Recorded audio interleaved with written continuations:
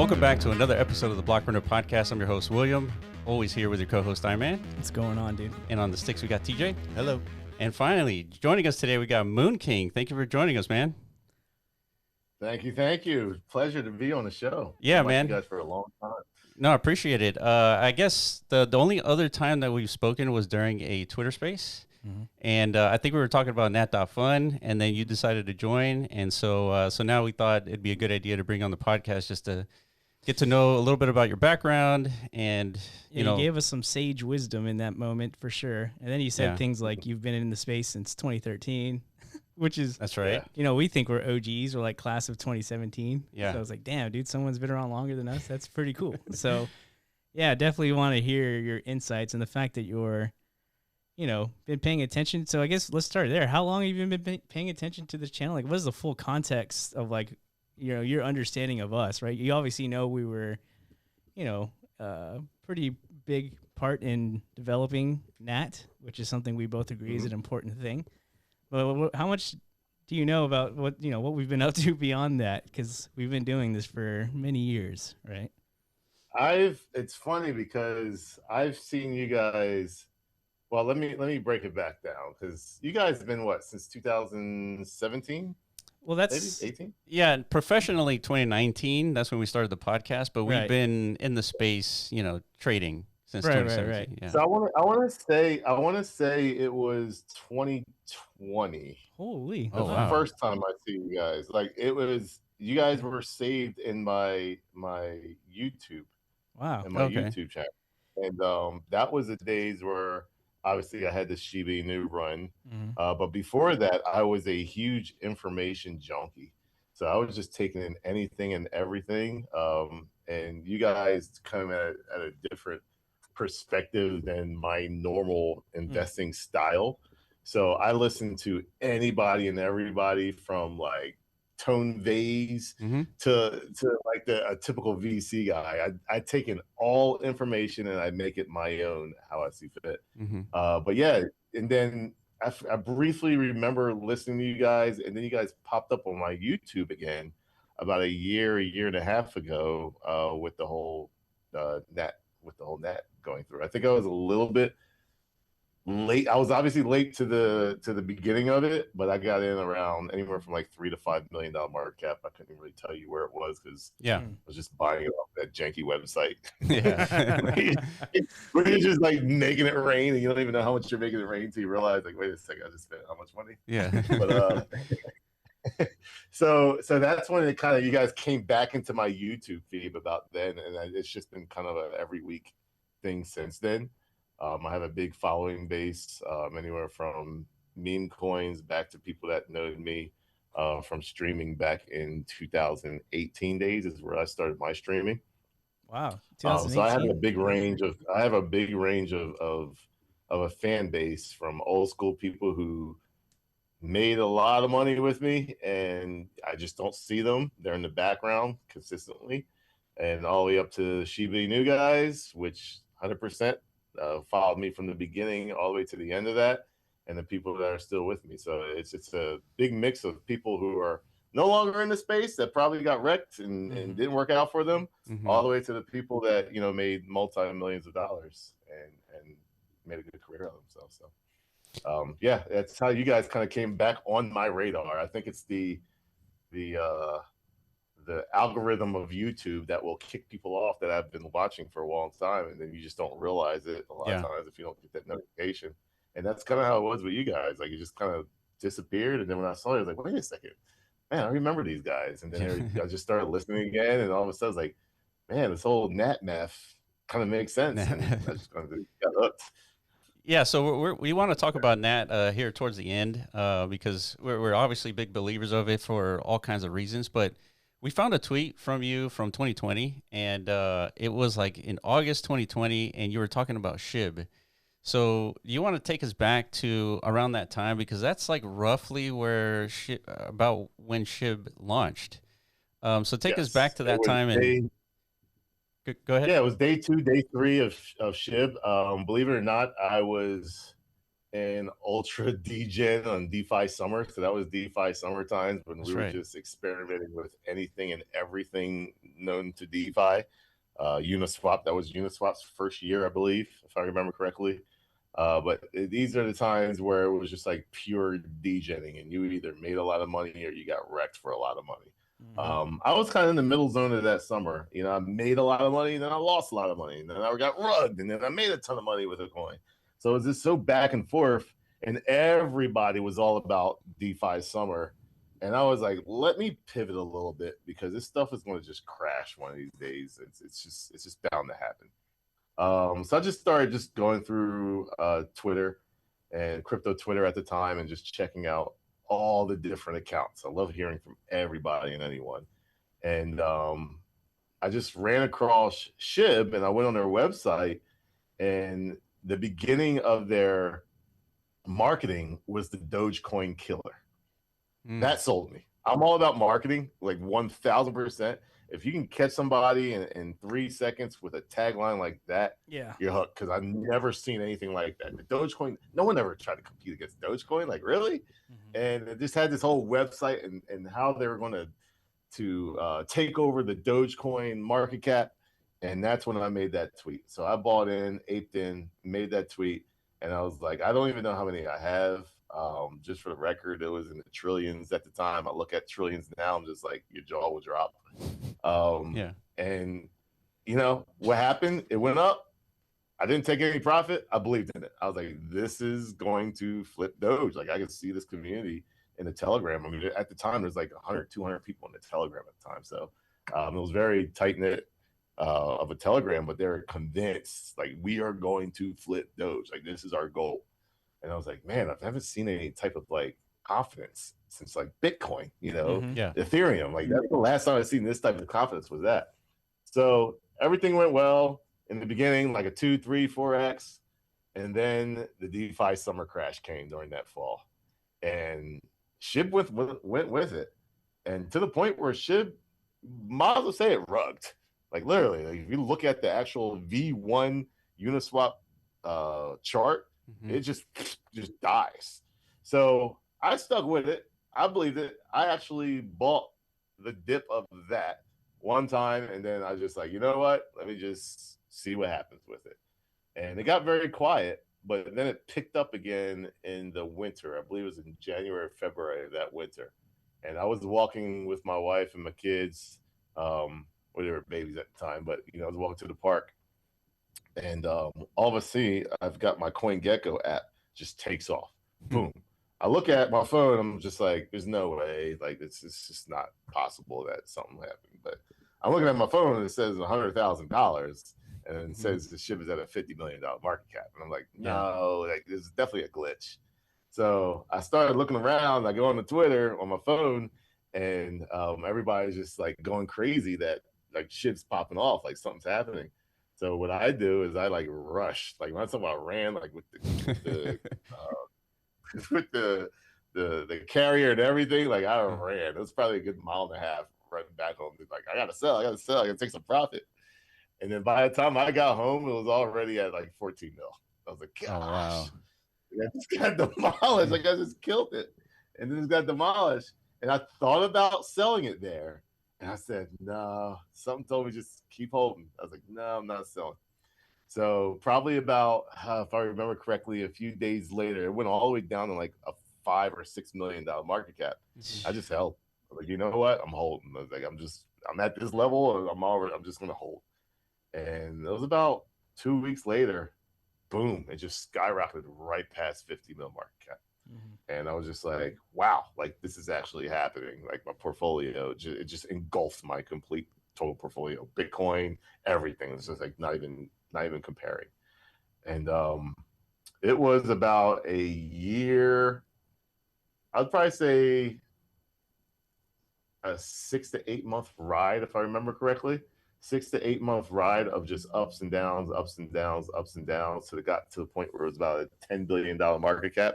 This is me riding, I mean, 6 months going from working every day to me figuring out how am I going to quit my job. Like, it's just one of those days. Life changing money. Wow. And then it got listed on Binance. The whole thing with Vitalik happened where he dumped it and everything went crazy. Got listed on Binance. So now at this point, it's on every exchange. And that was the day, that week was the craziest week probably of my life, mainly because the amount of percentages it would go up or down, I would be losing sleep over it. Yeah. So it got to the point where I was just like, I would wake up and I was like, oh my gosh, I just lost I've never had $1 million, let alone just like lose $2 million. Just like, what the hell? You wake up and you're like, oh my God, I'm up this much. Cause like then you, next day, oh my God, I'm down this much. And it just got to the point where it was just like, I tell everybody, when you have that day in crypto, have a side of Benadryl, because that's what it took me to go to sleep at night. Yeah. It was literally like that. And I was just like, that's one thing people don't know how to handle, is that initial that fast wealth. And it comes just like that. I'm sure for a lot of and some people, they just witness just like that. And the best thing that I did is I just, boom, I took half. And the best thing about that is like the Uniswap pool was so thick, it barely touched the chart, man. It was crazy. That was like the most unreal thing, is that it would just get sucked right back up like it was nothing.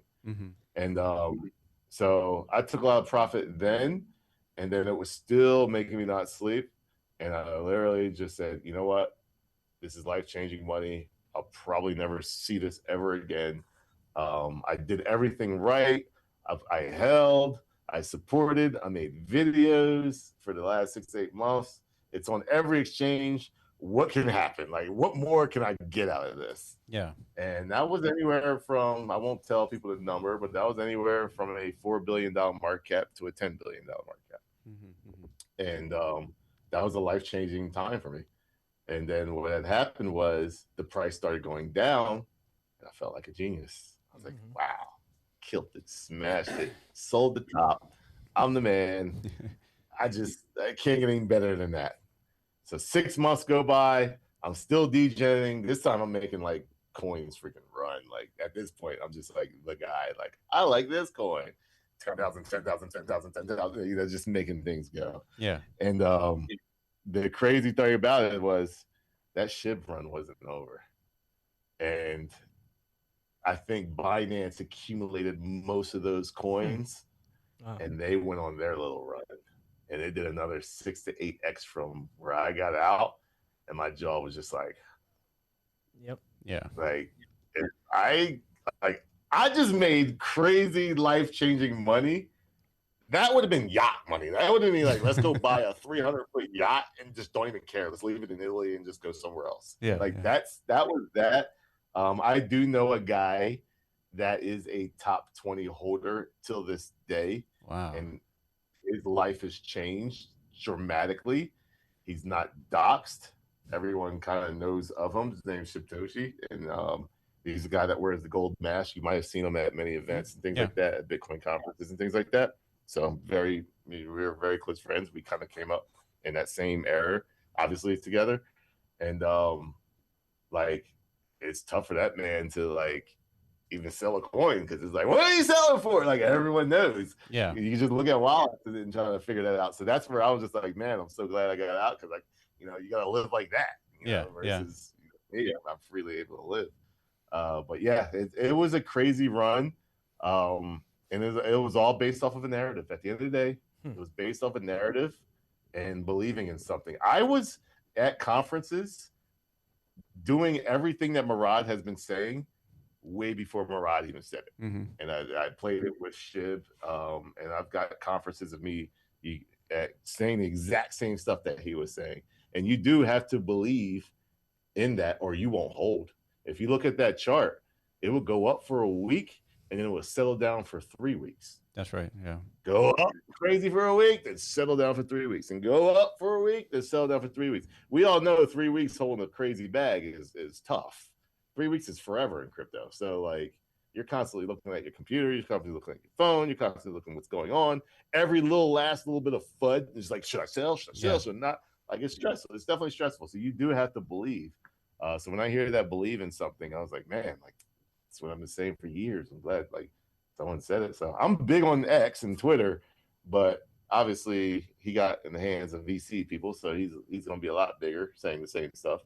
But at the same time, I only want to be so big, to be honest with you. So, yeah, you said a few interesting, like really interesting parts. Like you brought out the comparison to Ansem, right? It's like that's maybe like the current day version of this, but there's some major differences, right? Because you said you spent basically a year as like part of a community member. You were there at the launch of this token, and it took about a year of like community building before it got to the point where like the major industry players started to play along, mobilize around this thing, right? Ansem kind of just popped off literally within a week or two, right? Because that's the power of him. So I have a few questions around that, right? What was like I guess the inception story behind the token itself? Like, how was it distributed? Was it fairly distributed? Was the founding team, did they have a side of token supply because they knew at some point they would have to deliver like a large chunk to Binance if it gets big enough? Or did Binance completely just... It was nothing the way it is today. Like, obviously we know about supply control and what VCs and people are doing. Yeah. It was very organic, like extremely organic. The way Ansem's doing it, the funny thing is, meme coins are accepted nowadays. Back then, we were the pump and dumpers of the community. We would be on. I was doing everything that a typical someone with 100 followers do, going on every live stream, talk about SHIB, and you know what they would say? It's just a pump and dump. They said that all the way up to $1 billion market cap. That's nothing but a pump and dump. Stop messing with meme coins. BitBoy, Wendy O, any major YouTuber at that time were downing us and hating on us. It wasn't even funny. Right. And then once it got accepted on Binance and everything, now all of a sudden they wanted to, accept meme coins because it was the only thing to talk about at that time. So it's completely different. And there are rumors that the pump was led by Sam Bankman-Fried and FTX. So there are some rumors of that they were the ones kind of pushing that and getting that going. There's no way for me to really say yes or no because I wasn't like on the team or anything. It was just a random ass coin. But there are talks about that. Yeah, they were the ones that got that thing going. But as far as that community and the growth of that community, that was as organic as could be.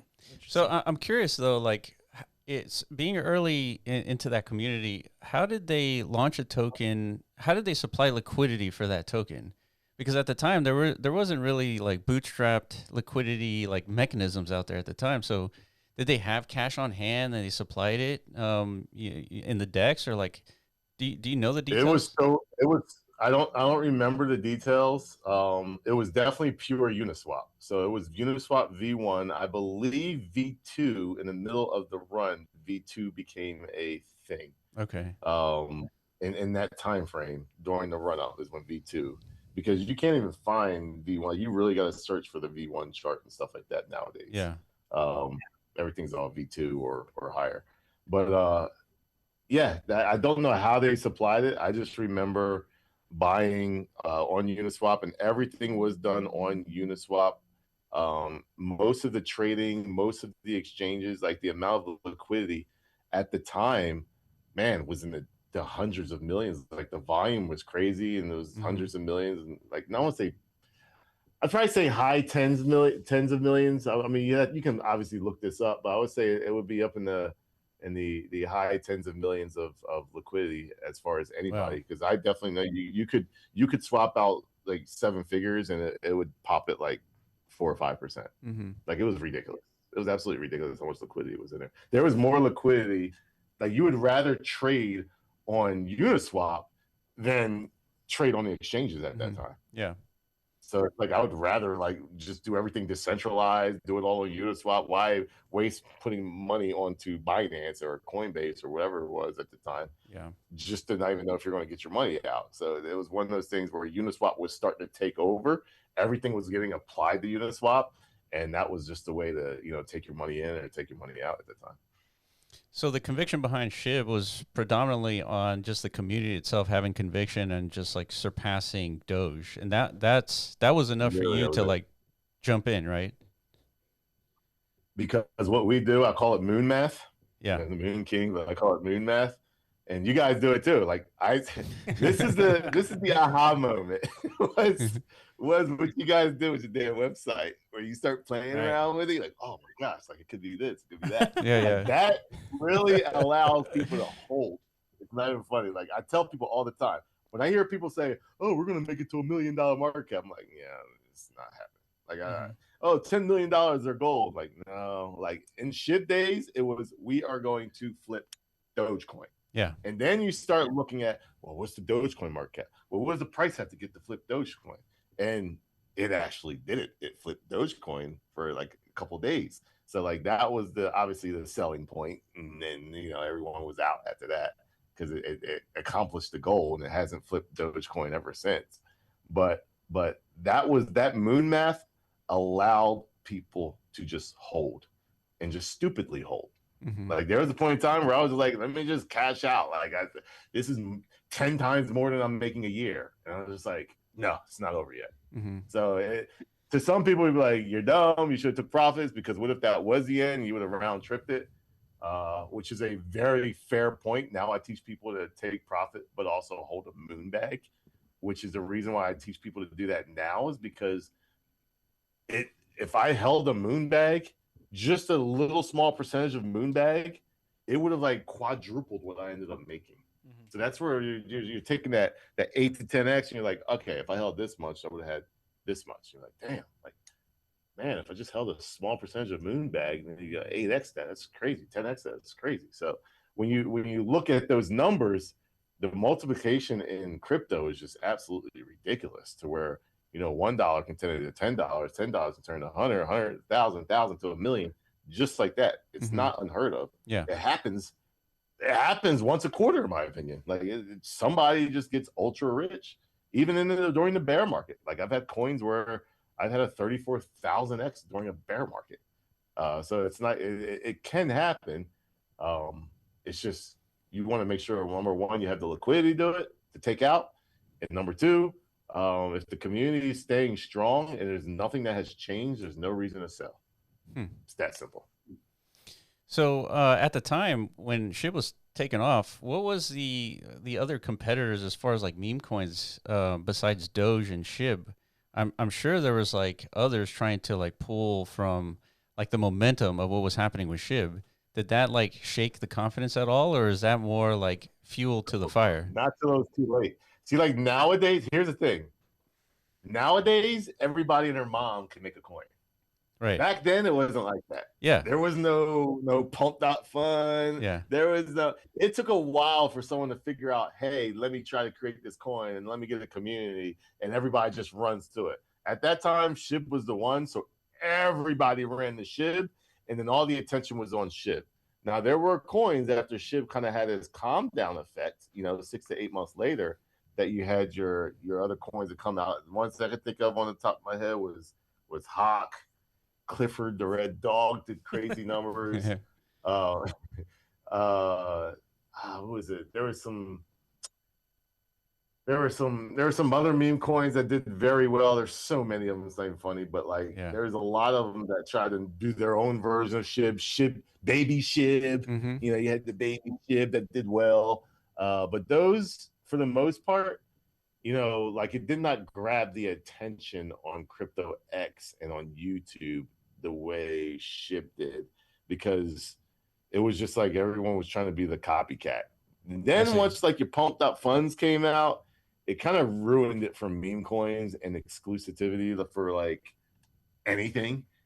Something good comes out, now all someone has to do is hit a button and just have a straight up copy of it, and it kills the amount of money. All you're doing is sharing money that should be going into the original, but it's all being spread apart. So you're not seeing as many coins go to $1 billion market cap as you should. So there were plenty of coins even in the last cycle, like Nero, for example. Nero was the replacement of the Doge that died. There were different coins of that when the original Dogecoin dog died. And they would have the cabal version and then the community version. And you're just like, oh my goodness. And both of them would go to like $200 million market cap. You're like, this thing should be a $5 billion market cap if all that money was into here. Mm-hmm. But everyone's in competition with each other, and we didn't have that back then. So that's the one flaw in crypto, is to be exclusive to one coin. And I think you have to have that push. You gotta have that pump and that push, and it has to go past a $10 million market cap. Yeah. If you don't go past a $10 million market cap, people don't take you serious. It's that simple. Yeah, and I can tell you one thing on Solana, $12 million market cap's the number. You always see a coin go to 12 million market cap and it just dumps and dies. Yeah. If you get past that, you got something, and then you become the one. So I think that in addition to what you're saying is also the conviction to hold too, right? Because if there's a ton of competition, there's not a lot of conviction in all these plays, and so that's why you don't see a lot of tokens reach $1 billion and beyond. Yeah, well, I always say this during my live streams and everything. The class of 2021 is ruining crypto because they don't know any better. Yeah. So it's like I do my classes like, well, when did you come in? Yeah. And I said, you tell me the year you come in. I'm like, okay, I know what type of investor you're. Like, I know, like, that's all you've known is like just sell here and just go to the next one. Sell here and go to, and it was always like that in crypto. Don't get me wrong, but it was way less of it. Yeah. Pre 2021 class. Like 2017 class knows how to hold, but they've gotten wrecked. But they held things that they believe, like everything in their mind was going to be on the blockchain back then. Yep. So like, you know, we were all DJing in that kind of way, going from one to the other, but we held it all. So like, but the thing about holding it all was like there were a good amount of coins that did turn around and end up coming back and doing well. But that time people started taking more profits in the 2020 year with DeFi summer. But then when this class of 2021 people came in, they got wrecked because people were taking profits a lot earlier. Mm-hmm. So that's all we were doing. The 2017 crew did was like, okay, we smashed it, we killed it, now saw that money go down. Class of 2021 never really smashed it. If they weren't part of those big coins, they were constantly, they never got to hold those coins because people were taking profits a little longer, unless it was a new crazy narrative like a Shiba Inu. Mm-hmm. But for the most part, anyone that came in because of Shiba Inu, they heard about Shiba Inu and they got in late. Well, everybody else was kind of like taking profits earlier and like it didn't go nowhere near as far. So they didn't know how to handle that. So their lesson in 2024 and later is I'm selling ASAP. And that's what we have now. We got Pump Fund with a bunch of people who only knows how to sell quick in order to get any type of profit. And that's the what's the best way to say it? That's the behavior. The evolution of trading. It's like the evolution of Crypto X. Yeah. DJ. The culture, basically. Yep. Yeah, I saw a metric that the average hold time these days is like around 13 seconds for Pump Fund tokens. It's like crazy. It's like how that was surprised. That seems a little low. Yeah. But at the same time, like you always see that guy like buying in with $1 and selling it for $1.10. And you're just like, what? Yeah. Yeah, that's right. So now I think we can transition a little bit to NAT, and I guess from your perspective, you saw NAT like around like you're saying like around 3 to 5 million market cap, and that's when you started going in. But what was it about NAT that gave you some conviction to even like dabble into what was happening there? Two things. I like to spread my portfolio. Everyone knows me as the meme coin guy, but I do like the technology of crypto. I am not a tech person. I wouldn't even know how to launch it. Like it would take me a while to figure out how to launch on like Pump.fund. I'm sure it's very easy and simple, but I just don't even dabble with it. So tech wise, that's just not me. I'm just when I hear something, the thing is I've been in the game since 2013 and I've heard and saw so much. So when I hear and see something completely new, I dabble in it. Yeah. And a lot of times I might get scammed. And that's part of the territory. But I've never heard that before. And this is something new. And I could see how this could kick off and get going, kind of similar to SHIB. So when I hear that there is a potential issue in the math of Bitcoin, I think, okay, prove me the math, and then let's go from there. So when I hear you guys talk about the doubling of the price, I'm like, that makes sense. Absolutely. So then I think, well, how high can this go? Then you guys start going into the math of that. I'm like, yeah. Okay, now you got the moon math to bring going, and there's a problem, potentially, whether it's a true problem or not, potentially it could be an issue to where, maybe they're right. And all you need is that maybe they're right, and then speculation starts. And really all NAT needs, the math is there. And we saw today, this cycle, go from 69,000 to 124,000 at the top. So it did not double. Mm-hmm. So now you're like, okay, now I can hold at least for another cycle. There are 3 coins in the history of me and crypto that I've held from a bear market into a bull market. Number 1, Bitcoin. Number 2 is a coin that I've been in since 2023. Name is PTGC.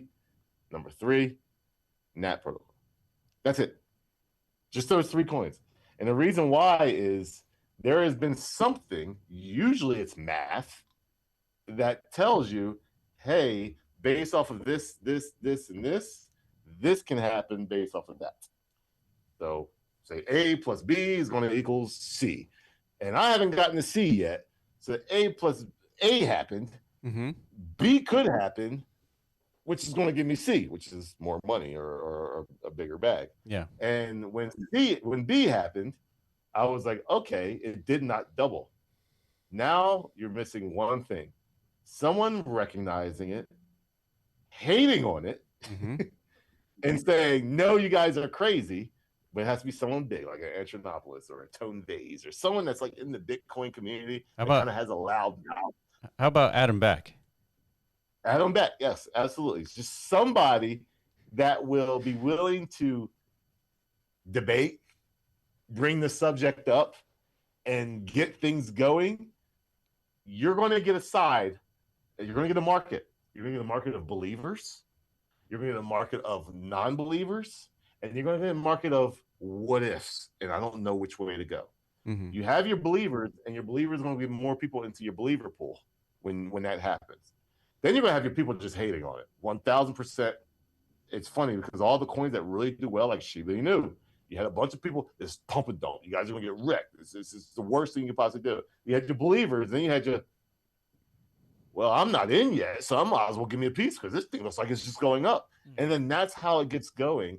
And then the closer it gets in market cap, that's when the real conversation happens.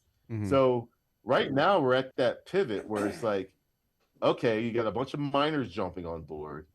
We just need that one controversial situation to happen. And the only way to do that is the community. Anytime you see someone on a space call, talk about it, and you just bring it up, and be a gnat, literally, like be a gnat. Yeah. Be a gnat to these people. Interesting.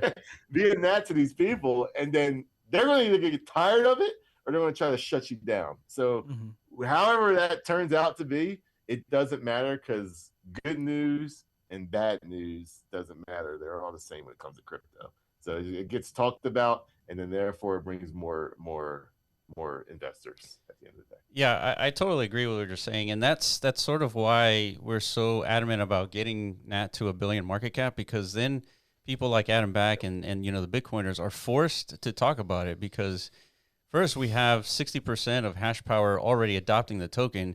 That is a signal of all signals if there ever was one, right? And so once we get it to $1 billion market cap, then it's all of a sudden it's like maybe there's a problem. Maybe there's a problem with Bitcoin, and that's why this token's at $1 billion market cap. And then it forces these people to talk about it, which of course there's going to be a bunch of haters, and that's kind of what you want for a token, because the haters bring in more attention brings in more market value. And I think one of the hidden interesting things about the NAT token is that once it reaches at a given market cap of $1 billion, it actually helps Bitcoin, right? There isn't another token out there that when it goes up, it actually does some good. So like, what's your take on that? You're gonna laugh, but I think the haters are gonna be like, it doesn't need NAT. Yeah. Like Yeah. I can see it already. Just like, what do you guys do? Oh, you just create a shit coin in order to try to piggyback off of Bitcoin's success. And when you bring that math to them, that's where you get all those middle people into investigating more, or just blindly aping at this point when you bring that math to them, because their response to the math is already in the history books. Mm-hmm. We all agree the last 6, 7, 8 months is a bear market. So the top is in 124. That was the top, and it didn't double. So what happens if it tops out at 200,000, 250,000, and it was supposed to top out at 280,000? What are you going to do now? What are you going to say now? So you're going to get that. We're already there to where we have one historical event in the books that sides with us. They, in my opinion, are just going to ignore. Right now, they're ignoring. I guarantee they see it, but they're hoping that they can ignore it out of existence, and then nothing happens. In my opinion, when you hit $1 billion market cap for the first time, I don't think that's the key.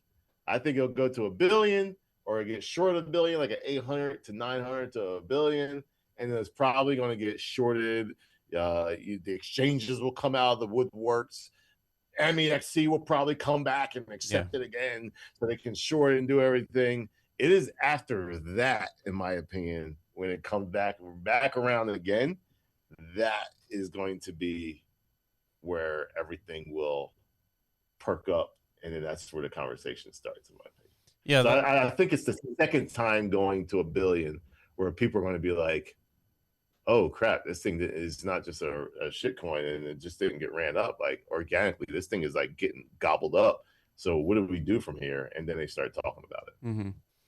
Yeah, that's sort of why I mentioned Adam Back, because he's already looked at the token probably almost like a year ago. And of course, his first like knee-jerk reaction is that, it's a scam coin and it's probably bundled and all this stuff. And, of course, he didn't really look into it, which that is everyone's like initial reaction to anything new. And so like he had some takes on it that were all incorrect. And that's why we put him in the NAT paper, because this is like one mistake that everybody makes that, ends up biting them in the butt later on. That you shouldn't, like, if you spend enough time in crypto, you shouldn't make this mistake about everything that gets traction. I think you kind of deserve to look into what is getting traction to understand why and what's happening. And so Adam Back is just a good example of, him ignoring something that has some potential value, at least value add to Bitcoin, because every single token that exists out there is in a sense trying to compete with Bitcoin. And then we have a token for the first time that ends up helping Bitcoin, which I think that goes back to what your like novel narrative. That's why you're interested in the NAT token, is because it's like a new like discussion point. Yeah, but that's important to understand like the art of narratives, right? And like, because you could say a lot about NAT, and we struggled with this since always. Like, how exactly do we want to paint the picture of like what NAT is? And there's like always contention within the community itself, like, how we should communicate what NAT is, because there's obviously like a spectrum to that, right? There's like the hardcore fundamentalist that like more so appreciates these technical nuances. It's like a problem solution coin, right? That gives them a nice juicy hard on, right? That's Will. Yeah. Will's one of those guys.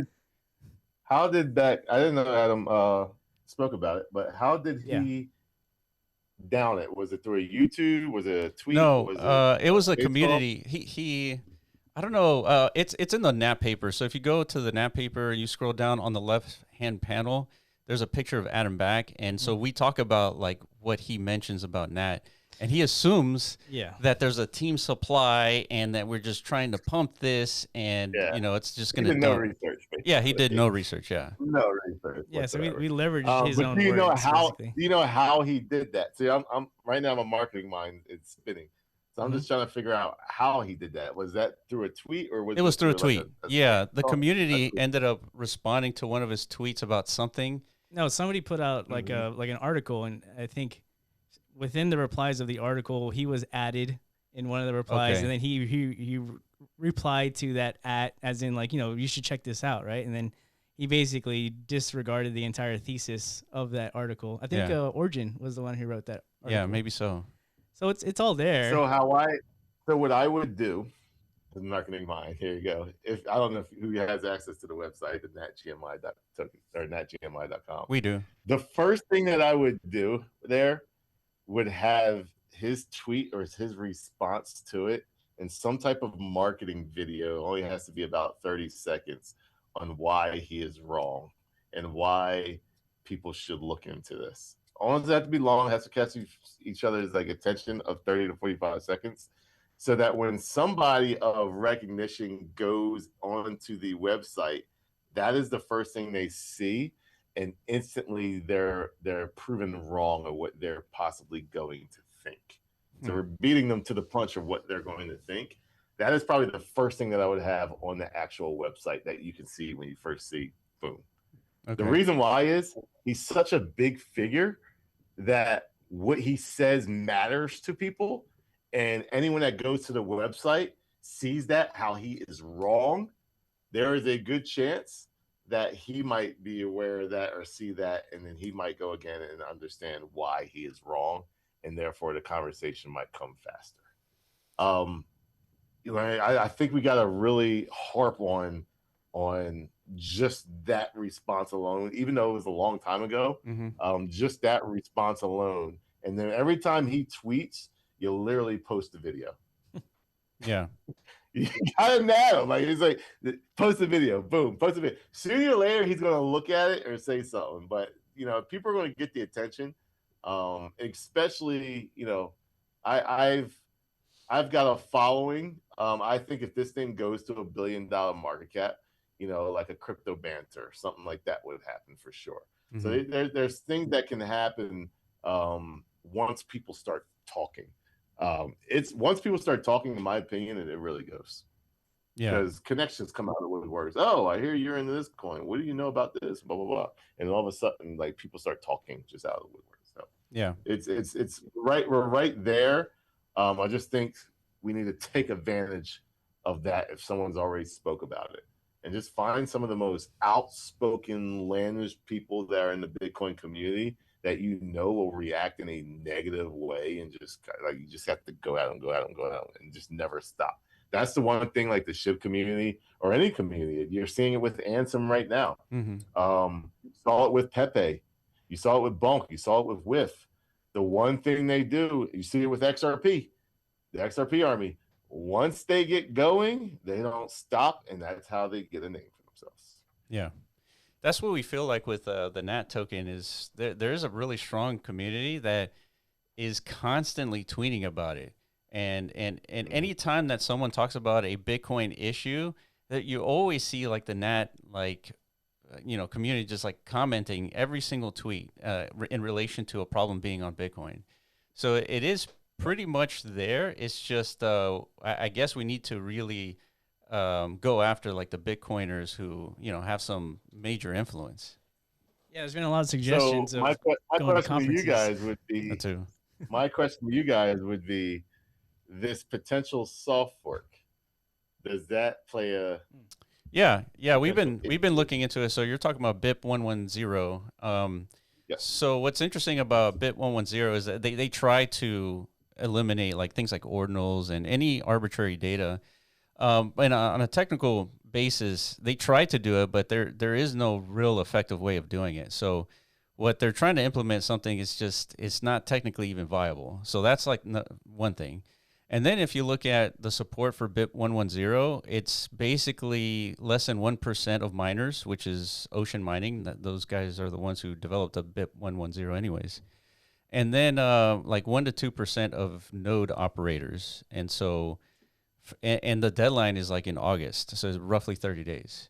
So from like a technical perspective, first, it doesn't work. Second, it doesn't really have adoption. And then assuming that if it did work technically and it was fully adopted, the op return is still open. It has like a certain like 34 kilobytes of size or something like that.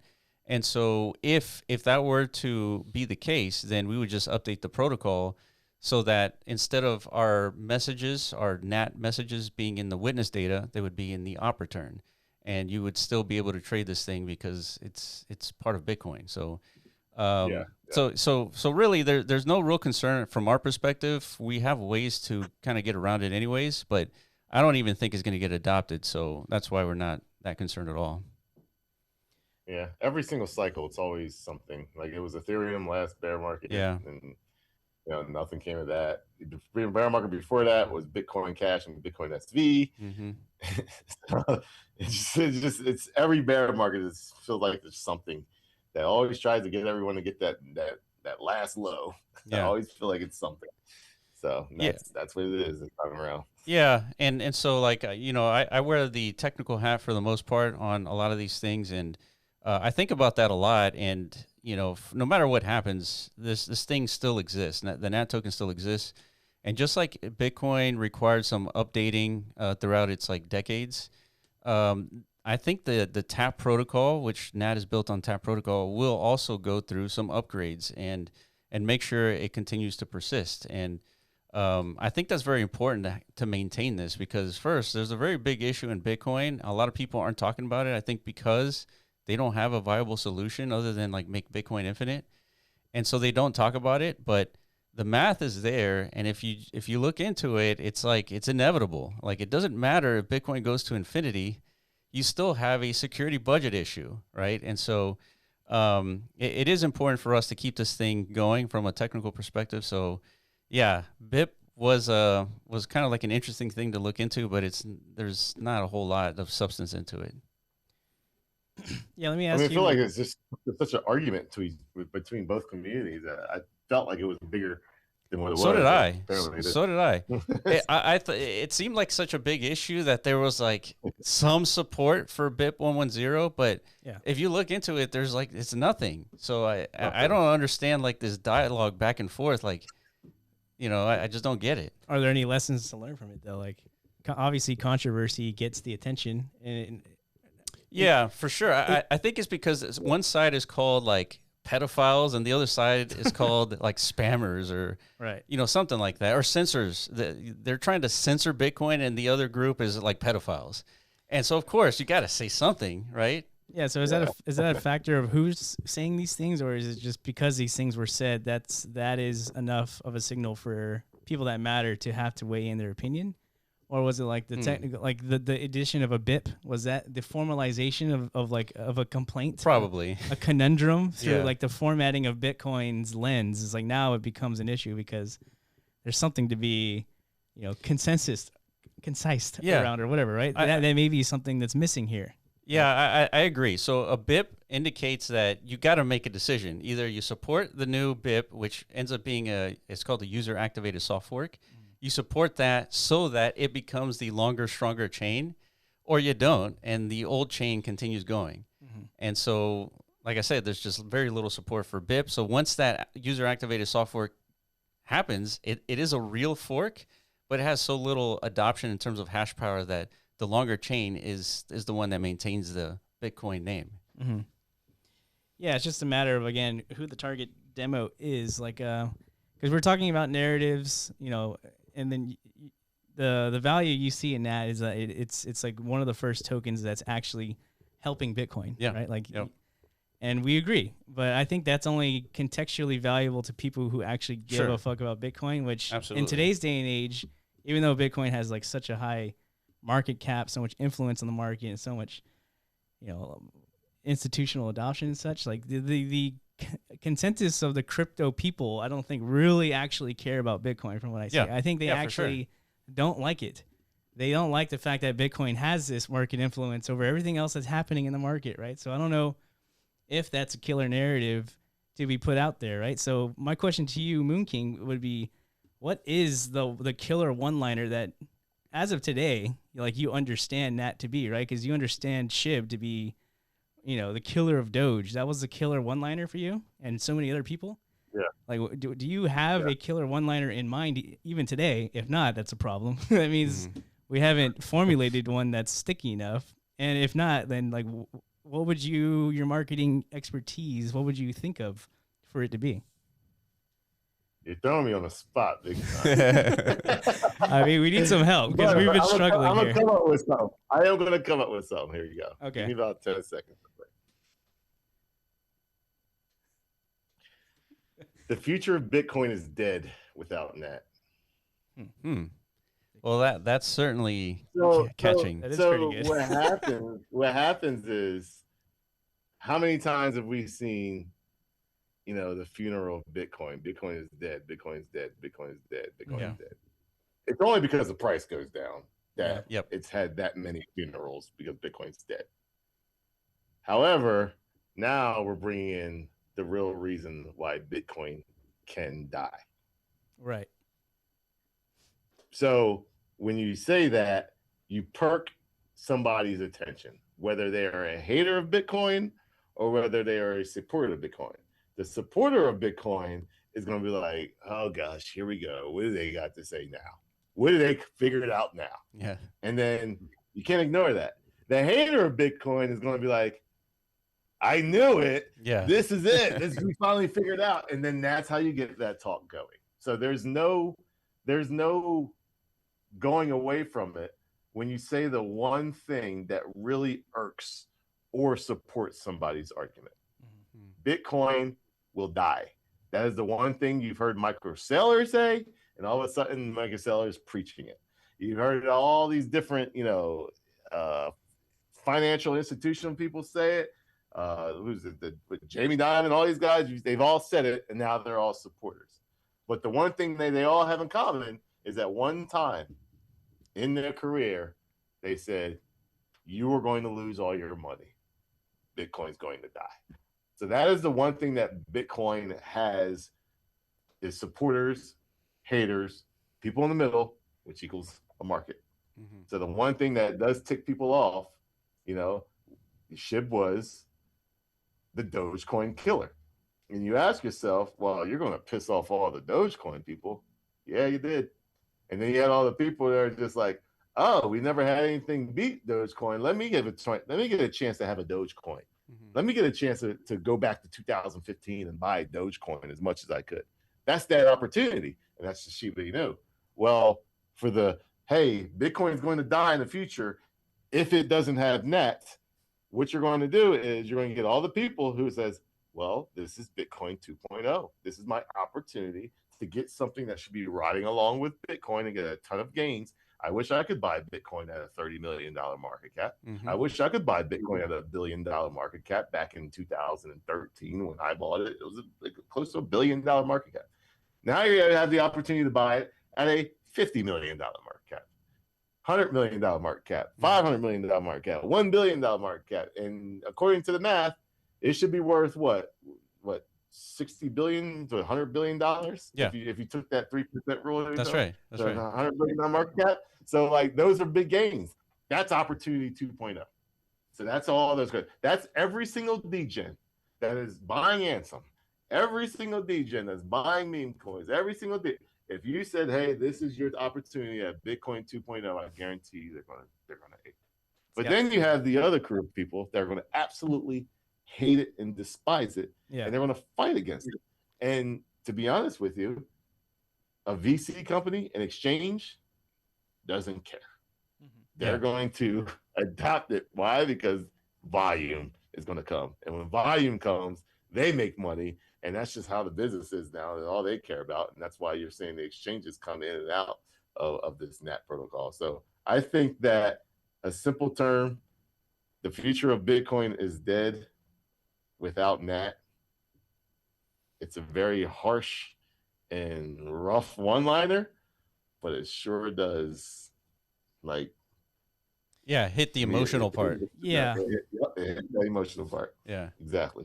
Yeah, because it's right there next to, I guess, the typical utilized narrative of like trying to flip something or kill something. Yes. Like, we're coming for you, Ethereum. Here's the 100th chain. Solana. Here's Solana. right. Whatever it is. This is typically how you do things, We but bring to you Monad. Yeah, Like, that's right.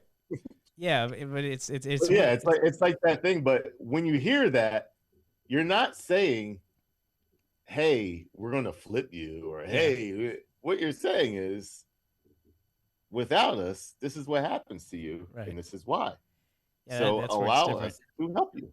Mm-hmm. It's a completely different mindset. It still gives that like that emotional first, like that first when you first hear it, it kind of gives that tick a little bit.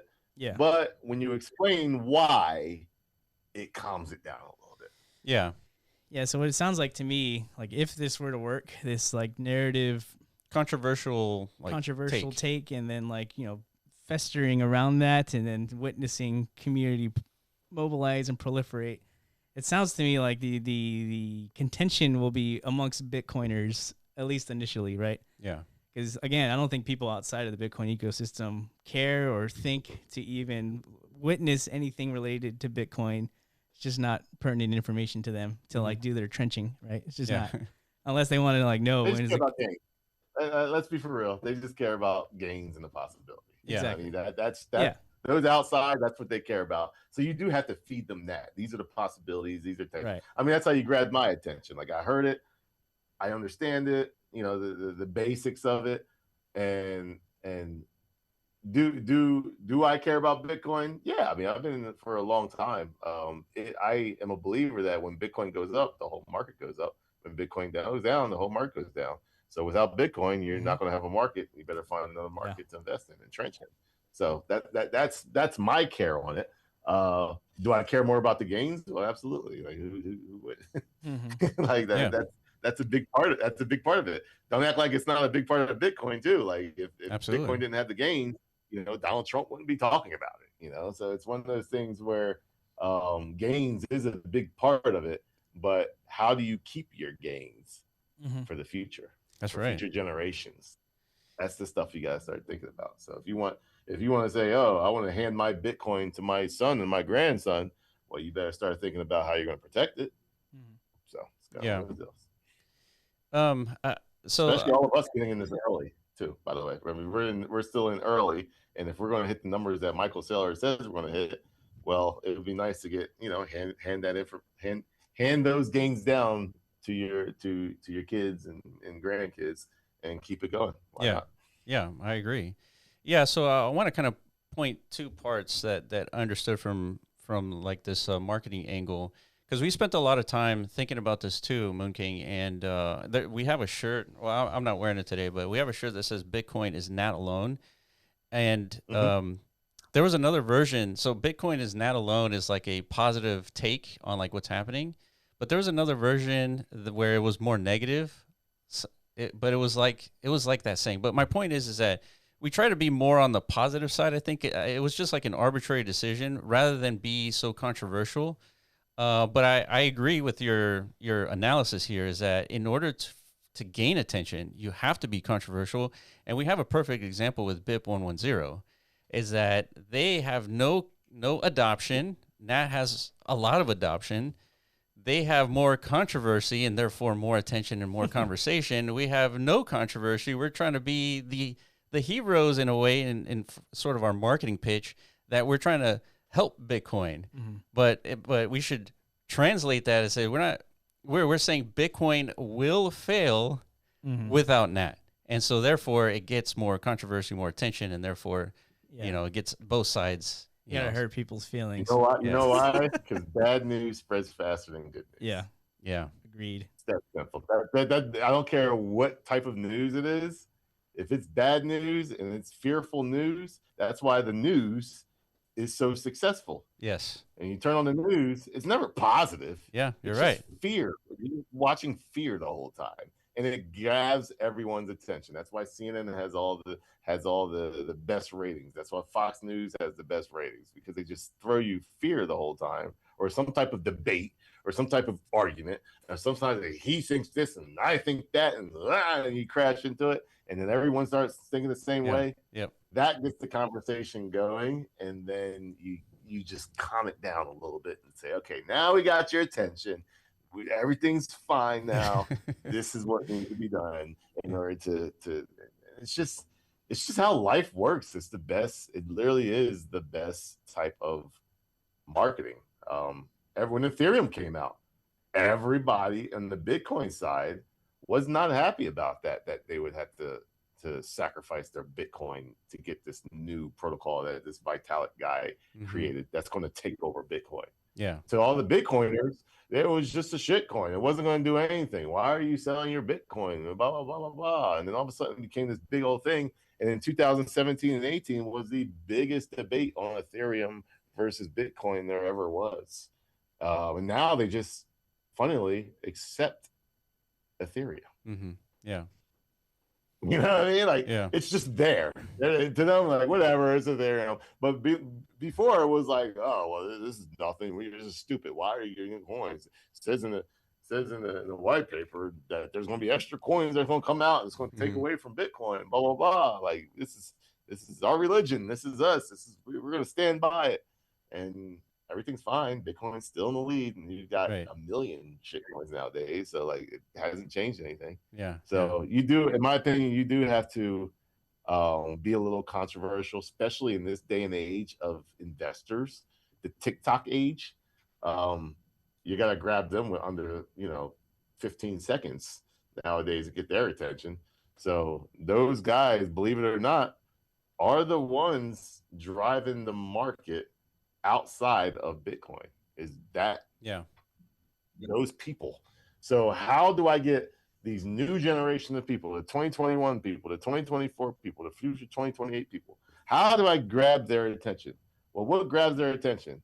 Some type of crazy event or negative event that grabs their attention. When that grows enough to where they're talking in the future classes every 4 years or getting adoption, sorry, grandpa and the grandpas of the crypto atmosphere like me is going to have to pay attention. Yeah, I also like it because there's one side of this marketing angle that is controversial, like we're saying here, but it's also like a second chance at Bitcoin, because like when you got into Bitcoin, it was roughly at $1 billion, and now it's at 1.2 trillion. So that's like a 1200x. And so, yeah, so I think having that opportunity for people, I think that's like worthwhile, right? And so you kind of have both sides. It's like the controversy, but then it's also like, okay, it's controversial. There is math to back it, but it's also an opportunity. So I think this is probably the angle that we should at least implement and see how it turns out. I can tell you one thing: you don't have to, as a community, you don't have to be negative. Just the marketing behind that grabs people's attention. Sure. And all the marketing for NAT is either the website, the Twitter, and then the Telegram. That's it. Yeah. When it comes to the community itself, continue doing what you're doing. All you're doing is, here I have a question for you. Do you believe that Bitcoin will die if it does not double every top? Yeah. So why not speak it? Yeah. Yeah, I totally agree. And I mean, we all talk about it. We all think about it. So we market it. And what it does is it gets the conversation going. Whether you agree with it or not, it gets the conversation going, because this is what we believe. And this is what you believe without having the correct information.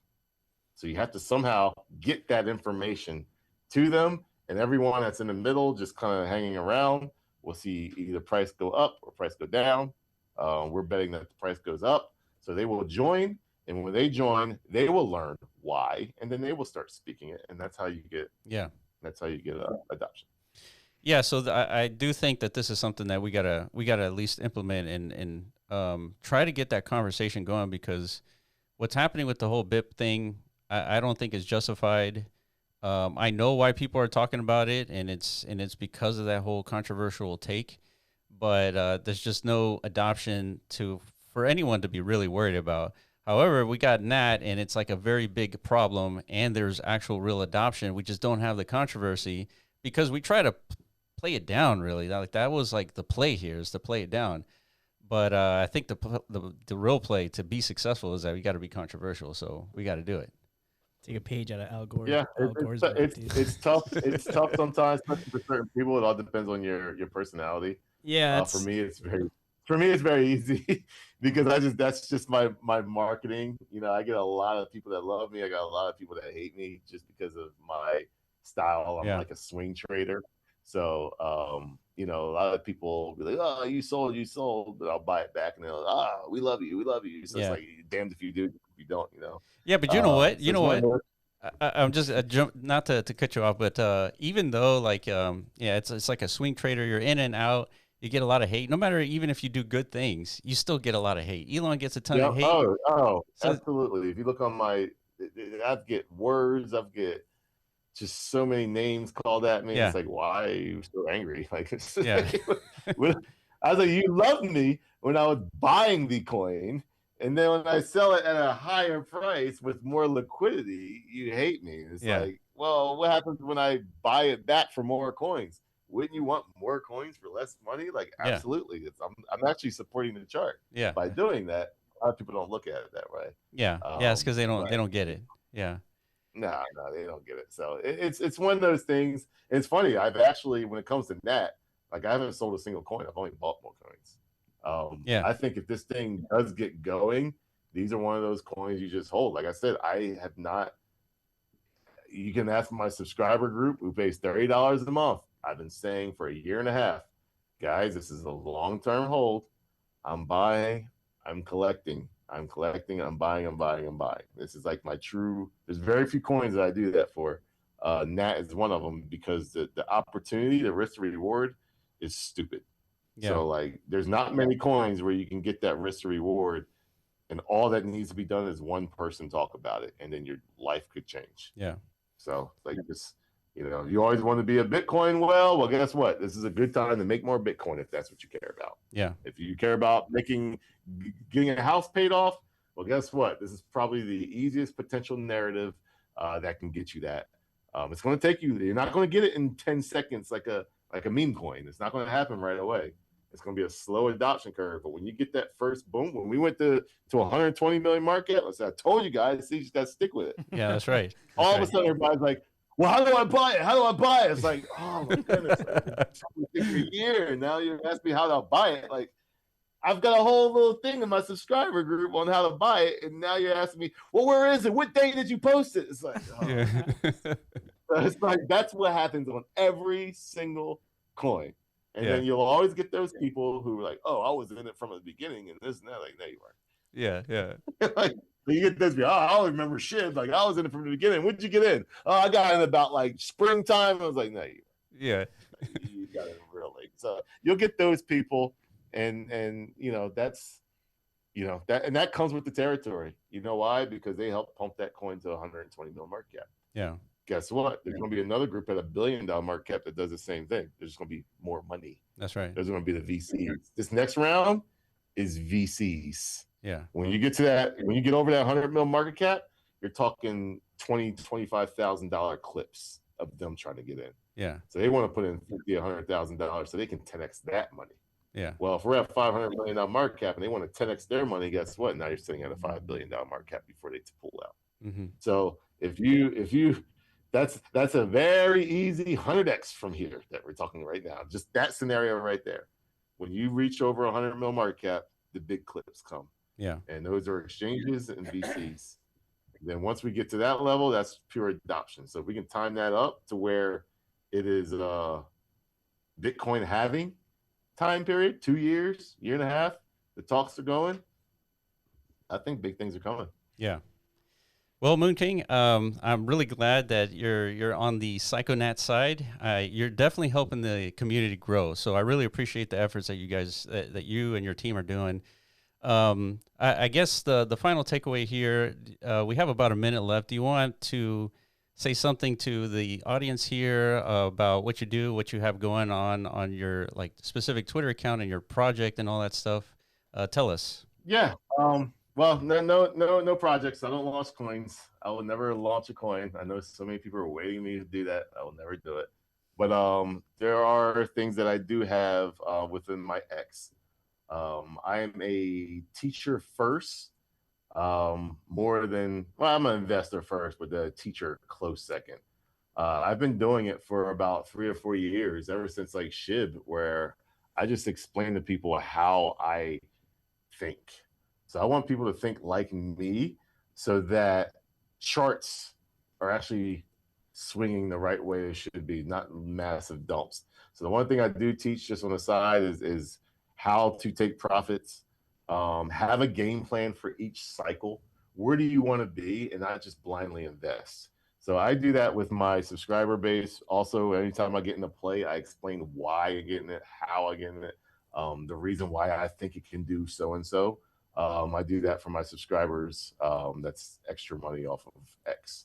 I also have a proudprofits.com that I've been working on for 2 years. That is basically an indicator that takes TA, my brain, everything that I use in work, which I will not talk about, is secretly GitHubbed and can't be touched. Sure. However, it is an indicator that tells you when to buy and sell based on swinging. It has majority 95% of stocks on there, so it's not just crypto. Stocks, it actually works way better because it's not as volatile. But in crypto, you actually anything that's on CoinGecko for the most part is on there. So I have their API set up within the stock market also, and it is an indicator, very simple. When it's green, buy or hold. When it's red, sell. It's a very simple indicator. It takes all the trading out the way. I always get people, should I buy MoonKing? Should I sell? What should I do? And I'll just say, go to proudprofits.com. It tells you everything you need to do. It also gives you 10 years of history with that also to prove and show you that, hey, like this is what it is. So I have that also. That's a little bit more if you're a swing trader or a trader and you're in and out of coins. Those are for you, even with stock markets, 401ks and stuff like that. It works very well with that. So that's me in a gist. I just invest. I degen anywhere from a $500,000 market cap up to Bitcoin. But I'm after this cycle. This is probably my last public cycle. I'll probably go more into back scenes and sticking and making Proud Profits even crazier with AI and agents and stuff like that, because that's where the market's going. And I understand anything that I say to get into is not going to matter once these robots take over. So. Yeah. So MoonKing, I really appreciate your time. All the links that you mentioned here today will be in the description below. I'm going to stay in touch with you because I want to bounce off these marketing ideas that you've come up with today. And again, really appreciate your time, and you've been a huge help to the community. So thank you very much, dude. Absolutely. Thank you guys. And it's good to be part of the community. So it's a long-term community for me, and I've been in it for almost, it doesn't feel like a year and a half, but it's been a while. Yeah. So, yeah. Cool, man. All right. I'm in the back seat, guys. No more. All right, dude. For everyone else, I appreciate you for watching, and we will catch you in the next podcast. Peace.